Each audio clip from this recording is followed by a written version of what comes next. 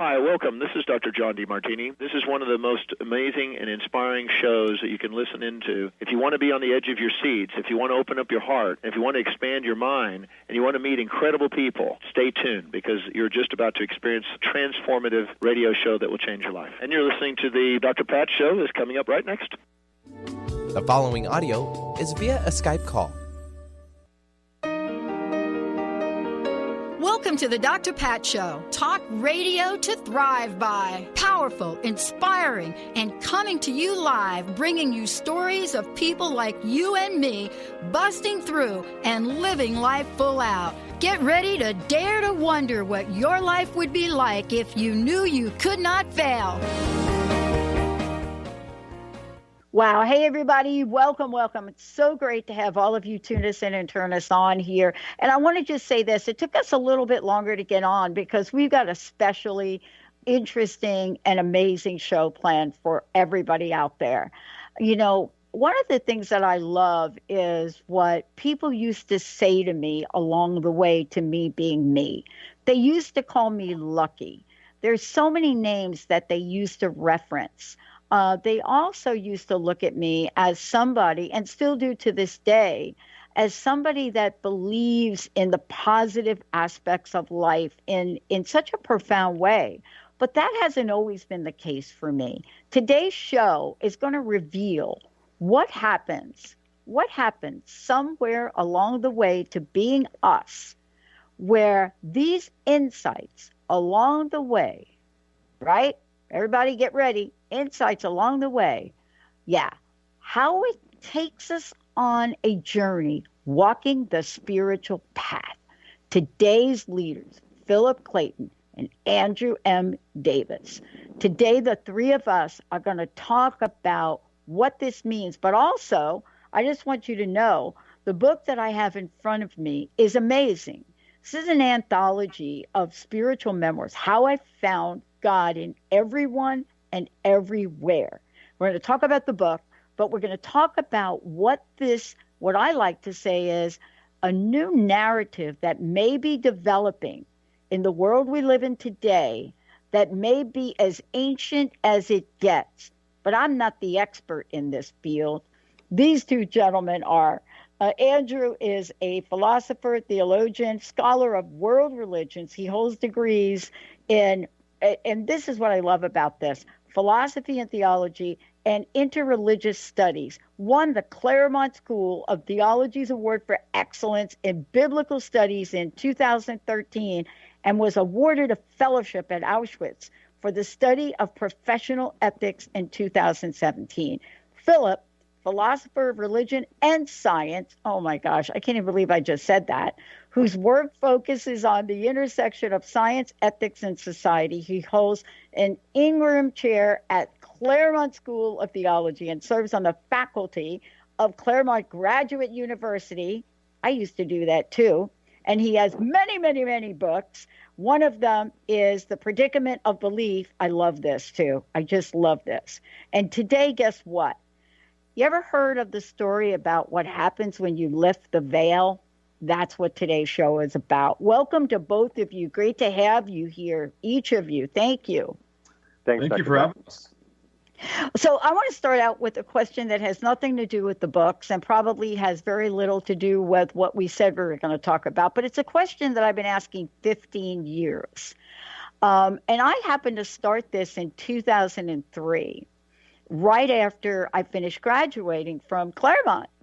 And here I was completely depressed. Now, why would I be depressed? I just graduated Claremont, graduated with my dissertation won awards, my postdoctorate won awards. Why would I be depressed? Well, I was kind of depressed because I studied the consequences of broken promises for 8 years. So it actually had nothing to do with my life. But what happened was, I had an awakening, and my awakening, I believe, was spiritually guided. Here's my question for each of you, and I think we're going to start with Andrew first. Given everything I've just said about you, and probably a whole lot of things I haven't said, I'd love to know from each of you, what are some of the challenges? What are some of the obstacles that each of you had to overcome to bring you to this very moment? Yeah, thank you, Dr. Pat. It's a really great question. I think you spoke there to the sense in which our own personal experience is intimately wedded to our spiritual path. So I'd say, certainly for me in my doctoral work, there's a number of different things that I could list, but just to give a couple, one would be the uncertainty of life transition. And this is a theme that's going to be central to a lot of the authors of the book we'll be discussing. But for me, it was, which path is the best? I always had an interest in the cosmos, in the larger sort of philosophical and religious and spiritual questions. There's a lot of different ways that could play out. So one question was that of intellectual curiosity. In what format do I see myself working most effectively in thinking through these things? And I found out early on that I'm a people person, and that I love to be discussing these questions of personal experience, of spirituality publicly and in the classroom. I think this book fleshes out, one of those personal elements of my own being in a very real way. Yeah. Oh, wow. And we're going to get into that a little bit too, right? Indeed. Oh, we're going to have so much fun today. Philip, how about you? It's actually a really personal question, if I'm going to be fair about what you just asked. Yeah. And so I've been thinking, what were those challenges? Probably the first one was religious orthodoxy. I'd been told you had to believe in God in a certain way, and that was like an albatross hanging around my neck. I couldn't get rid of it. As an intellectual, I was controlled by my brain, and I had to learn to set my brain aside and let my heart reemerge. That was a really big challenge for me. I would say that I had a lack of self-understanding. I didn't know who I was. To put it pretty dramatically, I was brainwashed by a particular conservative religious tradition. And to be really honest, I think at the bottom is a lack of courage. I think we know who we are, and I think we know where we should go, and sometimes we just don't have the courage to roll up our sleeves and go do it. I'm so glad we're starting out like this, because I think the three of us have a few things in common. I think I'm somebody that got thrown out of Catholic boarding school at age 6. That's hard to do, Dr. Pat. I'm just saying. I just wanted to start out by saying that, because, what the heck do you have to do? Well, I violated rule number 1. I talked to God, I talked to Jesus, and I told the Mother Superior that I did. And come to find out, what was shared with me was the fact that, I looked at the Station of the Cross, the 9th station, and I was looking over there, and I'm 6 years old, and all I heard was a little voice said, "Your mother is with me. Your mom is with me." And, look, that turned into the reality of being dragged off to Mother Superior by my ear, by the way. Wow. Right. and she's talking to Jesus again. And the Mother Superior had a note in her hand. My mother had just committed suicide. And so this is really the conversation that I want to have about how we find our pathway, how we look at our life, our life's events, and stay true to ourselves. And thank you both for answering that question. I've been asking that question for 15 years. How I found God in Everyone and Everywhere is a book that I absolutely love, because I can say today, for me in my life, this is the way I live it, but not perfectly. Is it okay? Is it okay, question to each of you, to live that spiritual life, even if it's not perfect? And let's start with you, Philip, this time. Sure. What I love about the spiritual life is it doesn't accept somebody else's standard of perfection. What your teacher and Mother Superior brought were not the standards of your perception of truth in the experience of the greatest tragedy a child could ever go through. Some people find the opening up at the end of a long path. For me, for example, and many of the authors in this incredible collection, it's that you're somewhere spiritually, and you have to circle back and find that starting point of innocence, of naivete, as if for the first time. That going back to what I knew as a child and recovering out of an orthodox controlling world. That was for me the powerful thing. Yeah, I think it's beautifully put, Phil. And I think, Dr. Pat, maybe one of the themes here, for me certainly as well, is this notion of deconstruction. Yeah. And even ambiguity. So a lot of us begin with a certain religious rearing we've been given in our youth. And through a variety of different life experiences, it might be, medical diagnosis, it might be these uncertain transitions, and it might be various dark nights, we might call them. We have a deconstructive phase. And this often, for many authors, is a place of discouragement, doubt, challenge. But in different ways, these different authors have pushed through into something deeper, a deeper mode of orientation towards the world, a deeper understanding of the spiritual life, and also God as the sort of centering, orienting piece of that life. Yeah, can I just say something to you both about this book? Look, I've been 15 years doing this, dialed a wrong phone number and didn't hang up. And by the way, I'm from New York. I mean, I did go to Claremont, but I was born in the Bronx in New York. Okay. And I don't know if you know anything about people from New York, but we don't dial wrong phone numbers and then not hang up. And within 10 minutes, I pulled out a credit card and I bought an hour of airtime for 3 months, an hour a week, on an internet-only station in 2003. Wow. Now, I got to tell you, my life is full of things like that. And I know that has nothing to do with logic. It has to do with what I believe, in the laws of the universe, God, spirit, whatever I feel like calling it that day. But here's what I want to say about your book. I've interviewed close to 9,000 people. I've read as many books. I'm somebody that has a learning disability, as many of the faculty at Claremont might tell you. But in the end, what you've done in this book is you've brought forth people that are talking about this pathway, talking about God in ways that I've not seen done before. And what I mean is they may not be people that the general population knows about, but the conversations are really profound. Let me give you an example, and let's start with this one here. And I think Benny will skip the break. I was really struck by and went back and read this particular chapter, I think 3 times. The entangled God of my heart. The entangled God of my heart. And you're probably thinking, why would she do something like that? But it's not the only memoir. It's not the only story in here. It's not the only, notion in the book that I did that to or did that with. But can we talk about this for a minute? As I went through this, I was struck by many, many, many things. And especially the idea of Christ mysticism. And I would love to have each of you weigh in on this particular chapter, just to kind of kick it off here, if we could. Who would like to go first? Sure. Yeah, Dr. Pat, I'll jump right in. Okay. So this is one of my favorite chapters. I certainly agree with you there. And this is the chapter by Elia Delio. She is the chair of theology at Villanova University.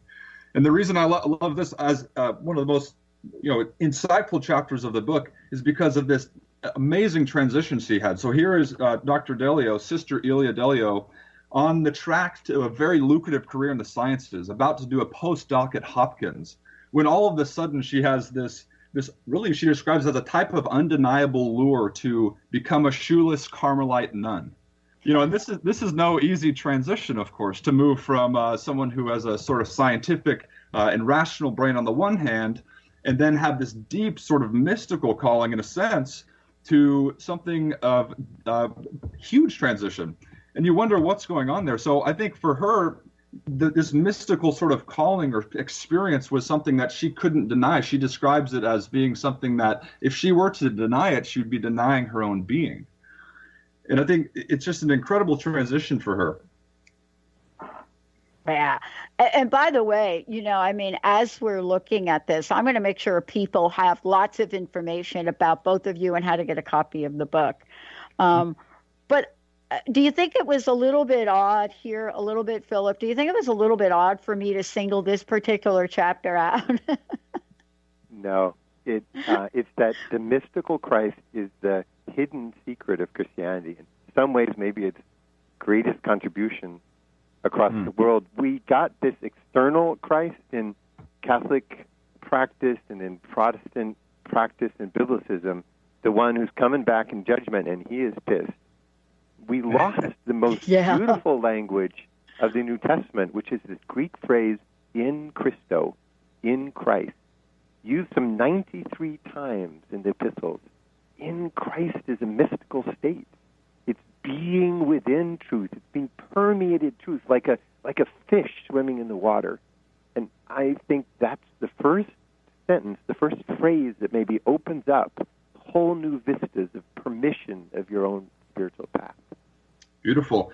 You know, if I could come back on that too, Phil. Please. One of a huge theme that's really seen in all these chapters is this notion that, and this is something, in fact, that Matthew Fox, he's a spiritual theologian here in the Bay Area, something that he learned from Bede Griffiths. Bede Griffiths was a Swami priest. He was one who was so influential in terms of integrating Hindu and Christian insights in terms of mysticism. But Fox talks about that with spirituality, experience precedes concepts.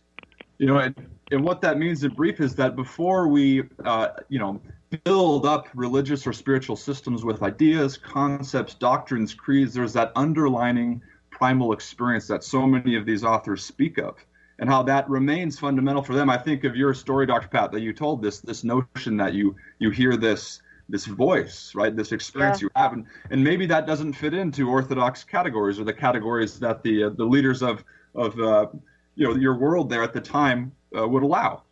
But that's this experience that sometimes is more than any of our concepts can adequately describe.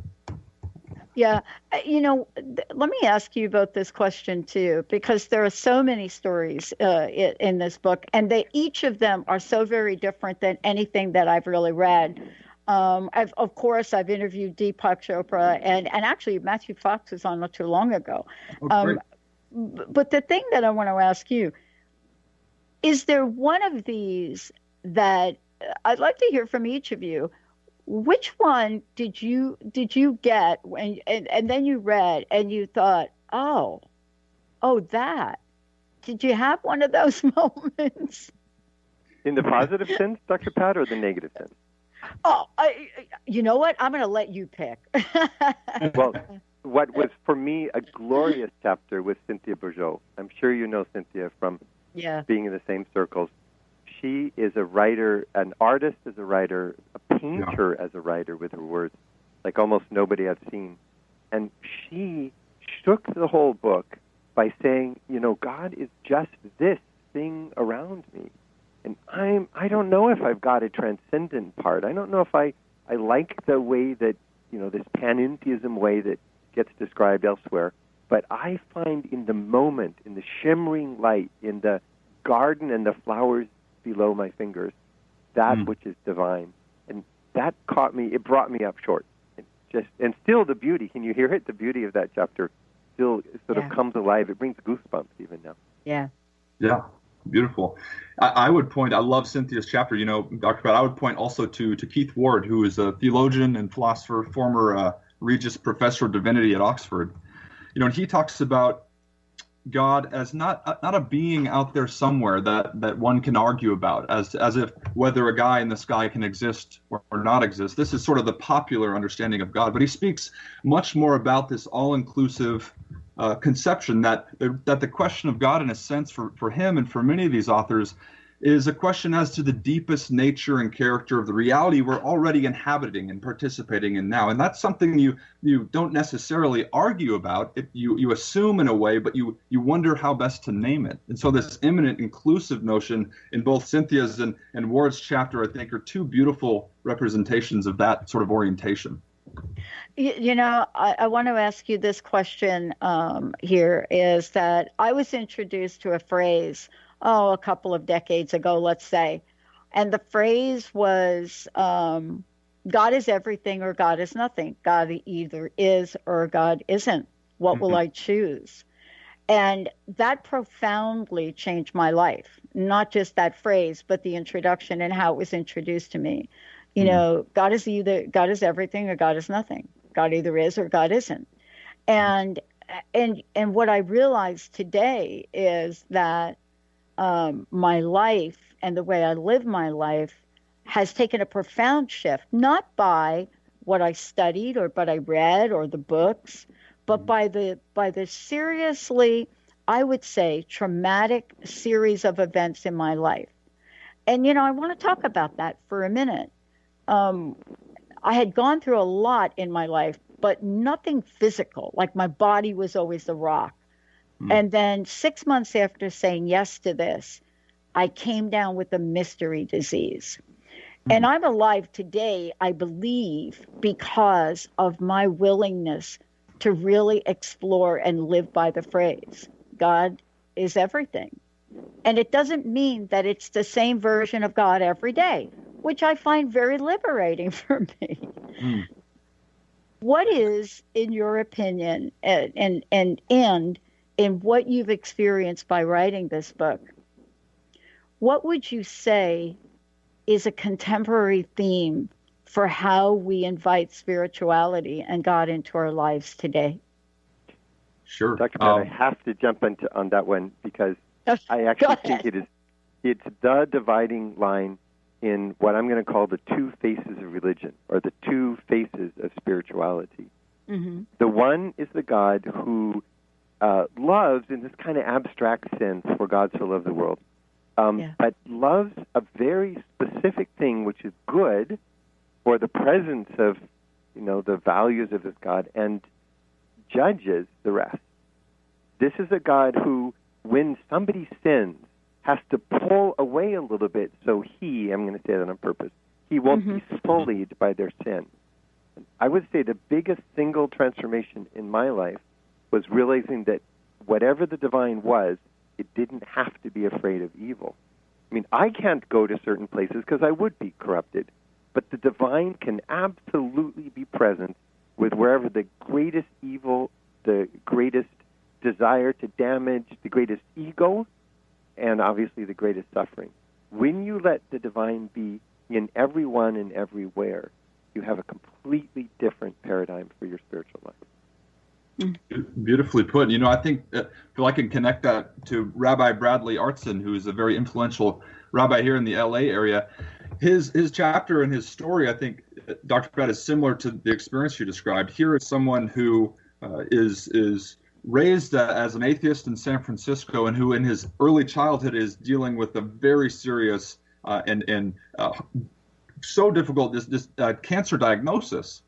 And he is struggling through what this means. He enters a certain spiritual vision and understanding of God, as Phil describes, which is one that is all-controlling, one that is in the know, as it were, to what's happening everywhere and in different people's lives. And so he has this different struggle. And later on, his son is diagnosed with autism, and this problem of evil is this centering element for him.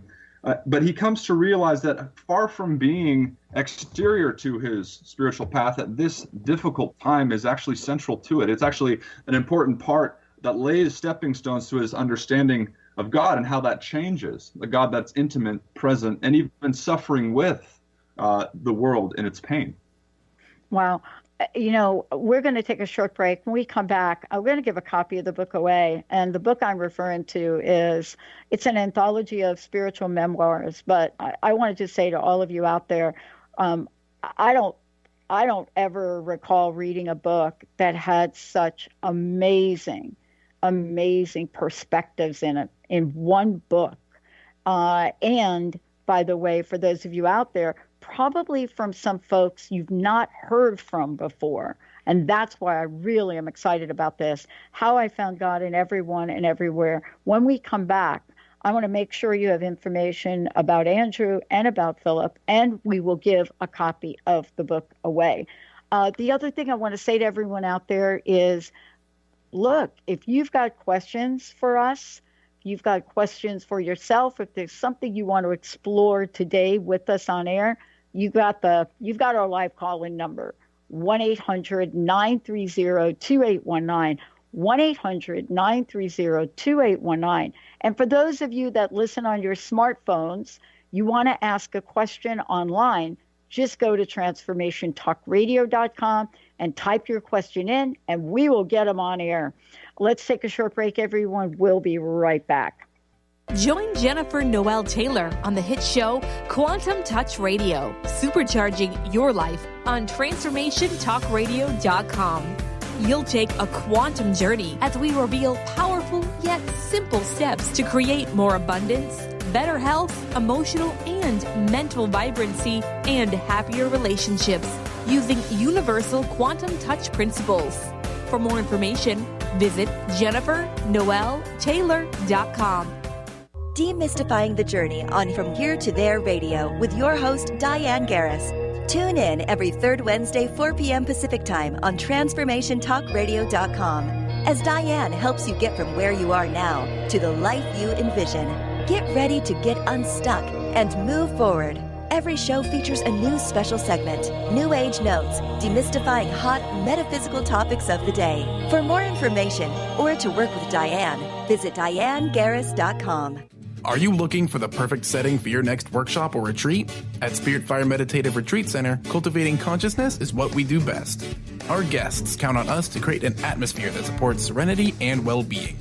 We lead from the heart and create space for the mind. Freshly prepared meals designed with local and organic ingredients, 95 acres of beautiful woods and pastures, and a facility built with green in mind. This is what you'll find at Spirit Fire. For more information, visit SpiritFireRetreatCenter.com. Tune in to The Jen Royster Show, intuitive guidance to inspire your life, each Thursday at 8 a.m. Pacific and 11 a.m. Eastern on TransformationTalkRadio.com. This amazing show is an inspirational hour that will take you on an epic metaphysical journey to discover the spiritual approach to life's greatest challenges. Dr. Jen is an internationally known intuitive counselor, spiritual teacher, and energy healer. Call in for intuitive readings and visit JenRoyster.com for more information. Would you like your next chapter to be free from fear and angst? Tune in to Your Next Chapter Radio, navigating through life's transitions with Shelley Ryan the fourth Monday at 12 p.m. Pacific on TransformationTalkRadio.com. Shelley's contagious enthusiasm guides you through life's transitions deliberately, mindfully, and funnily. For Your Next Chapter coaching or to listen, visit YourNextChapterCoaching.com or call 602-617-8351. Next. High frequency healing for an amazing life with Source Light Radio. Join host Laura Barton each month on Transformation Talk Radio as she explores Source Light integration, a unique spectrum of energy, light, and frequency. Experience instantaneous healing and amazing shifts in consciousness with Source Light Integrations Radio. For more information on Laura and her work, visit SourceLightIntegrations.com. Oh my gosh, welcome back, everyone. Welcome back. And for those of you just tuning in, I want to make sure you know that when I said how I found God in everyone and everywhere, I'm talking about this fabulous book I have in my hands. The authors, Andrew M. Davis and Philip Clayton. And what I want to say about this book is it truly does have in it perspectives that I think you will find fascinating, insightful, as well as transformative. I mean, there are folks in this book that have contributed that are saying things in a way that are so profoundly relevant to the day and age we live in, and yet they are saying it in ways that every one of us can understand. And I'll tell you exactly what I mean here in a minute. But before I do, can you all, first of all, how can folks find out more about each of you? And let's give them your websites. Let's start off there. Andrew, why don't you start first, and then Philip, you, and just let folks know how they can find out more about you. Absolutely. Yeah, I've recently launched a website with more information about me, some of my research and papers, and then upcoming events. And so it'll be wonderful for people to stay tuned to. And that address is andrewmdavis.info. So that can be an orienting point for those who want more information. Yeah, I love the video. I love the whole cloud thing. I did my meditation staring at your screen today. Philip, how about you? The thing about authors and public speakers is we don't have a private thought. So I appear on the internet. If you just search Google, philipclayton.info. net. It's on a website, all over YouTube. There's a channel, so I'll be easy to track down. Totally easy to track down, and yet it'll take me a lifetime to pretty much read everything you've written. I think, I don't think I have that many years left to be able to do that. But thank you. And Benny, I'd love to give a copy of the book away if we could. Let's do that to our first caller, 1-800-930-2819. 1-800-930-2819. And then also, can you tell folks where they can get a copy of the book? Available everywhere?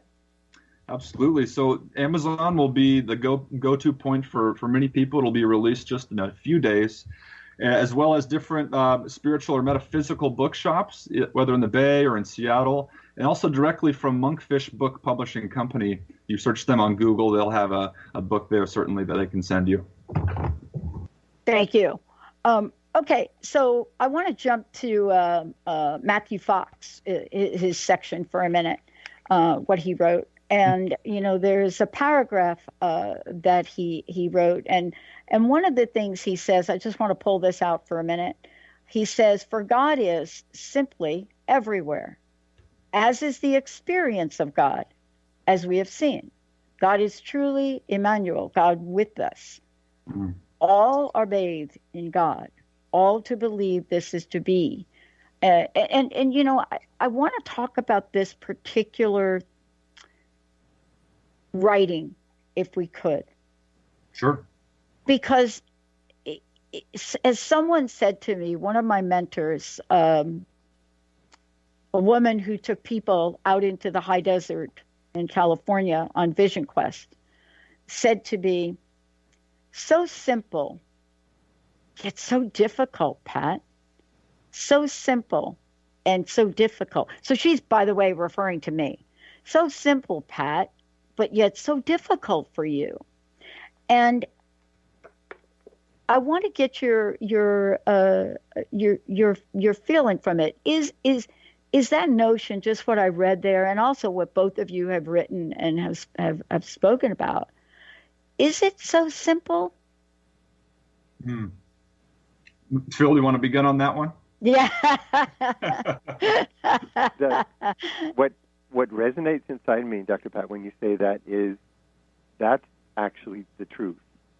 So simple and so difficult is what I think each one of us encounters in the unfolding of our spiritual life.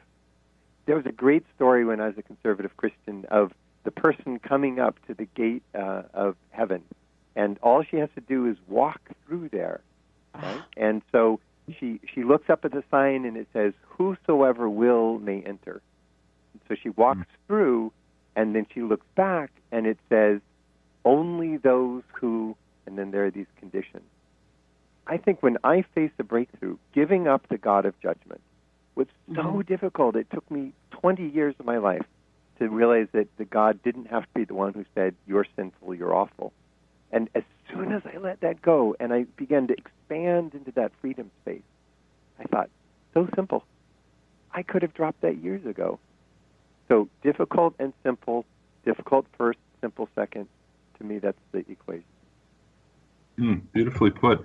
And, just to comment on Matthew Fox's chapter, I do think that, this is a sort of historical look back at his teaching and what he's been emphasizing and teaching for so many years. And at the heart of it is that transition from this popular understanding of the God of theism, which is out there somewhere, or a monarchical understanding, a king-like representation of God, and anthropomorphic, which is a fancy way of saying we're dealing with a human-like being, as it were. But Fox's chapter really makes clear, perhaps more than many of the other ones, that panentheism, this is a fancy word that many don't know, but many are also coming to know, is the heart of a lot of spiritual wisdom. And for him, being an advocate of the mystical depths of traditions, this vision is central, this notion that we are within and already participating within the divine at this moment, and that the divine mutually is within us as well, animating the world, not from the outside, but from within. And while this is an ancient notion, it's a notion that perhaps we've lost in the development of, say, the Enlightenment and the scientific revolution in different ways, where we begin to think of an exterior deity. rather than, as Paul would say in the New Testament, that in whom we live and move and have our being. I think Fox's chapter is a really beautiful representation of that entire vision, this panentheistic notion. Everything is within God. There are a couple of choice points I think that I've had in my life. Some people call them crossroads, some people call them milestones. My friend, Dr. Jean Houston, referred to them from time to time as tipping points.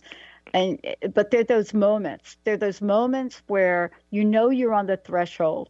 You know that there is something that next step, taking that next step, just like you described, in the gates, that next step you take in your life will forever change you.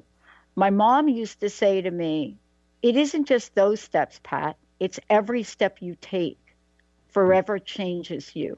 There are no experiences that are the same. And now this is a woman that had her first child at 12, second one at 13, never finished high school. And yet at the same time, there is such wisdom that I gained from her. And I want to ask you this. Do we live our lives looking forward, or do we live our lives looking backward? Or neither? Isn't that a choice?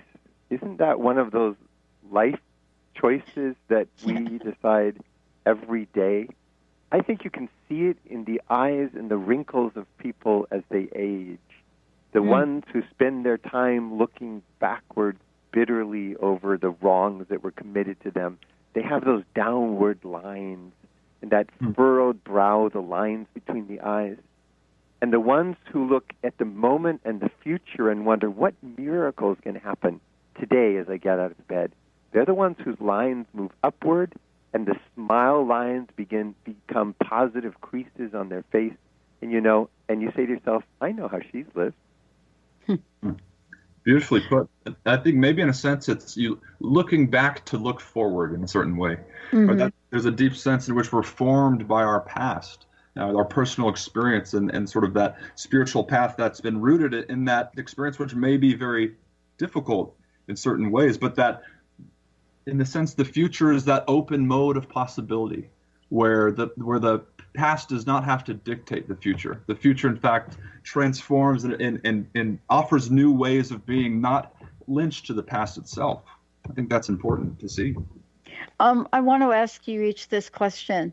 How would you describe the way you live your life today, spiritually? And is it different than the way you've lived your life spiritually in the past?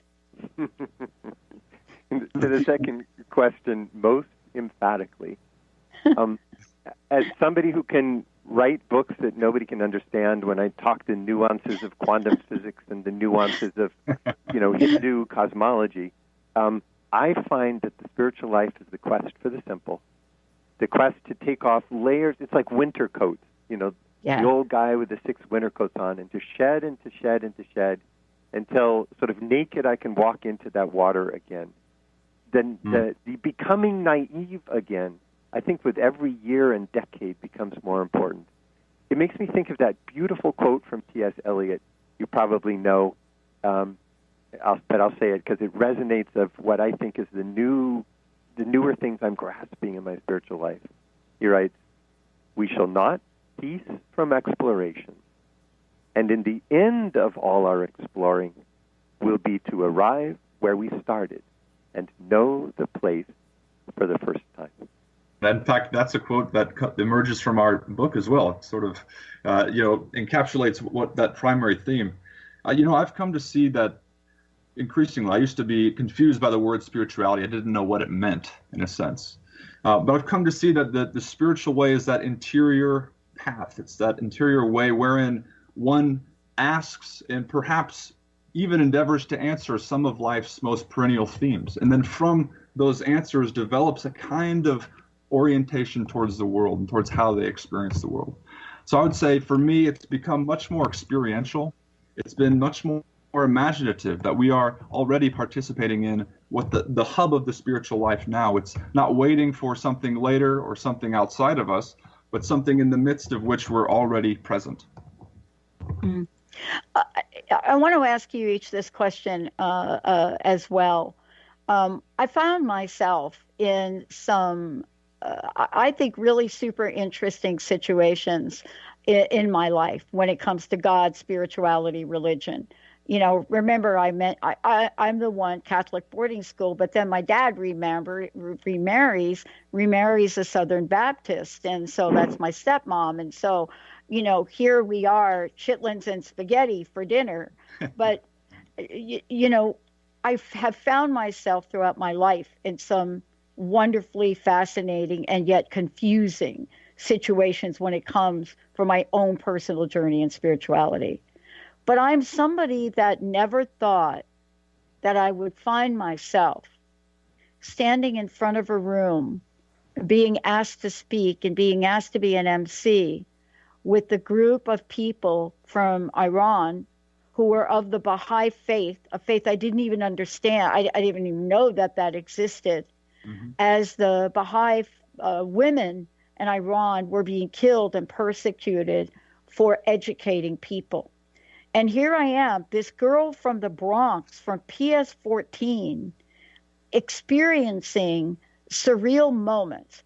Being on air with both of you is one of those moments. Oh, you know, they really are. I mean, I never thought in my life for 1 minute that my life would be that of having a conversation with two other Claremont alums, talking about religion, spirituality, and some of the most incredible perspectives in the world. I want to ask each of you, can you point to at least one of those moments that you've had where you've said, I'm having a surreal experience with my own personal perspective? And I'd love to know if you've had any of those. Yeah, I love that. I love that question. It makes me think that the spiritual is just what's wrong, what's impossible, what you think could not be happening now. The breakdown, deconstruction of things that you believed before. 3 pop into my mind. The experience of being in a Catholic chapel in Paris where a nun had incredible visions from the Virgin and had never told anyone, even the Pope. And I knew that God was male and Jesus was male, and I presume the Holy Spirit was male. But kneeling down on those steps, I was just filled with the feminine presence of God, which I didn't believe in. And after this vision left, I wept for 45 minutes and realized that I had not known that nature of God. I remember walking the Zen road outside of Tokyo, which leads for miles and miles through a forest to the ocean, with a Zen temple every half a mile or a mile, and going in actually in the middle of a divorce and feeling that guilt and sitting to practice Zazen at these different altars and realizing that the greatest message from God, Zen wouldn't say that, but I'll put those words on it, was, it's okay. It's okay. It's okay. And finally, I have the privilege of speaking to a number of Muslim groups during Ramadan at the iftar dinners around the United States. Mm-hmm. And when I would walk through the audience with a microphone and let one of 300 Muslims and their guests speak, and I realized that I was learning about the God that in my Christian tradition was revealed in a certain way, insights about that God from people from a different tradition that humbled and would humble Christian pastors and theologians from around the world. Crazy experience. Wow. Phil, you speak as you write. Beautiful.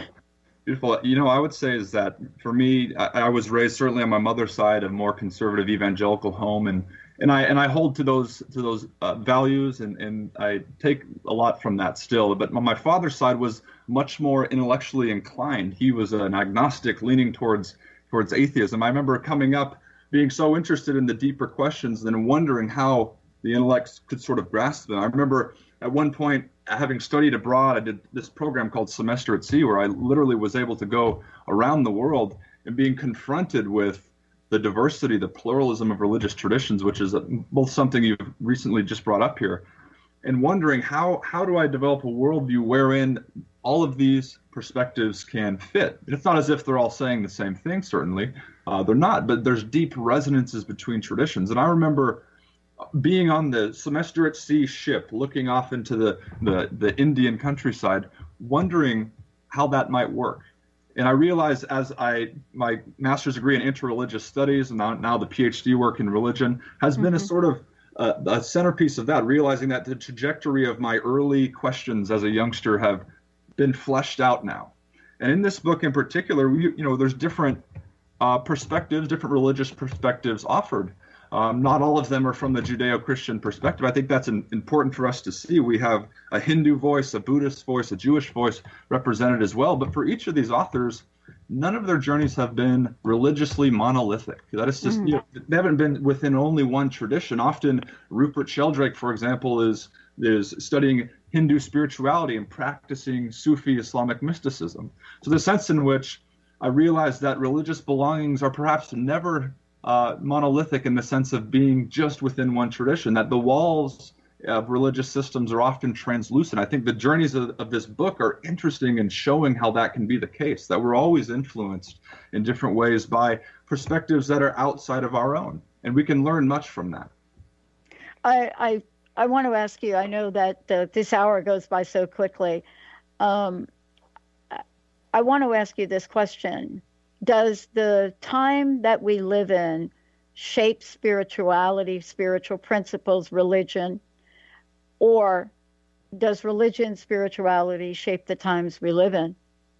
Beautiful question. There must be a both and, but I'm going to pick the first poll of your question. Okay. You take the first, and I'll take the second.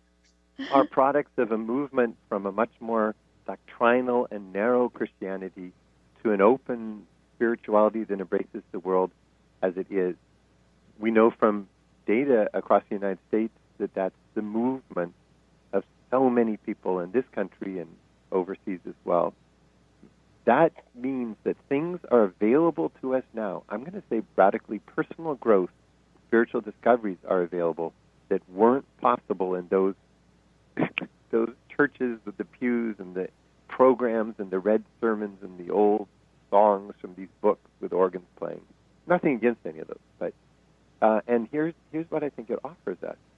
It offers us the spiritual Christ that you mentioned before, Dr. And the other thing I think it offers us, Muslims, Jews, and Christians together, is Rabbi Jesus, the homeless, shoeless, wandering teacher up and down the dusty roads of Galilee, who was the rebel, as the song puts it, who was the one who wouldn't fit in categories and would meet each person eye to eye with acceptance. A woman at the well, a woman caught in adultery. That simple spiritual presence located in one person without the clothing and pretenses of a tradition known to be true, that's one of the gifts of this spiritual transformation. I want to say this and ask you for your final comments. So first of all, thank you both for joining me here today.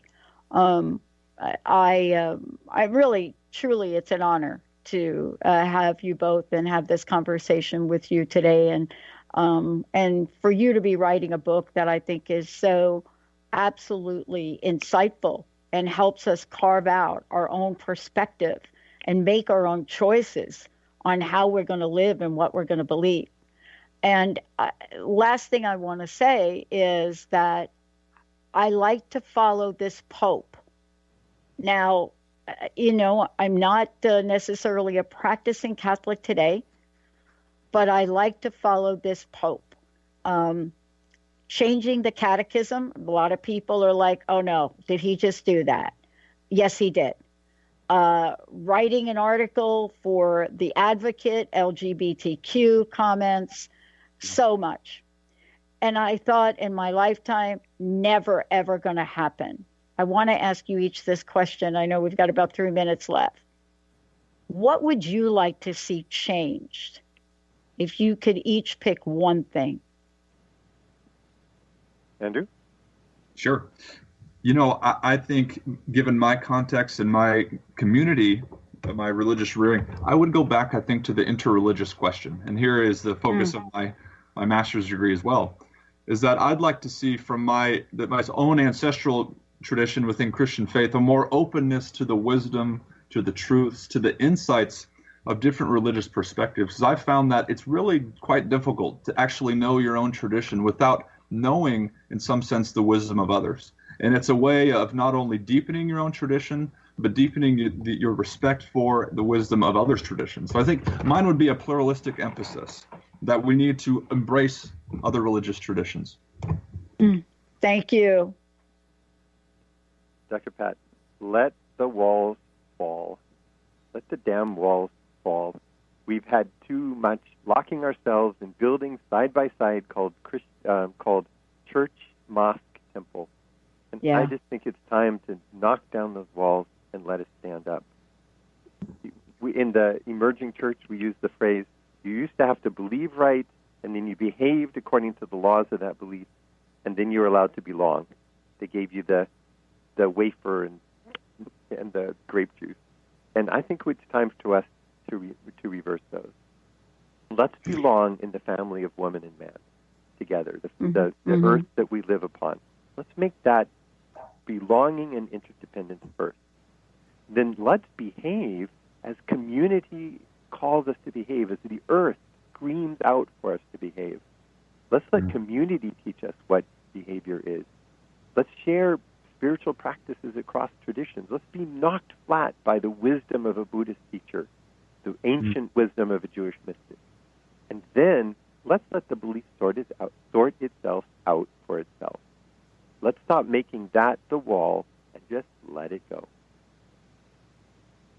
Wow. Thank you both for joining me here today. Thank you so much. Really appreciate each of you and really your gift and what you're bringing to all of us. Thank you so much.